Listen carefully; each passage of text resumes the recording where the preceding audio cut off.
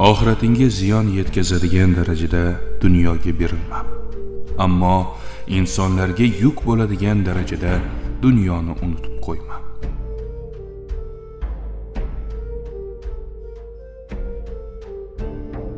Ayolga ishonma va unga siringni aytma.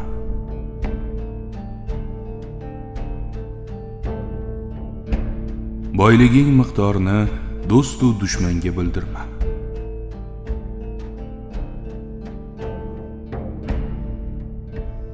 Kimga pand nasihat qilsang, avvalo unga o'zing amal qil.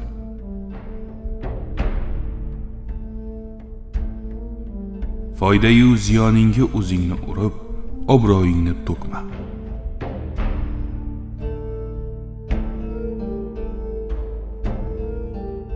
Sababsiz kulma, maqsadsiz yurma. O'zing uchun ahamiyatsiz bo'lgan narsalar haqida savol berma. Video foydali bo'lsa obuna bo'ling. Jizzaxdagi shu kabi videolarni ko'p ko'rsatamiz.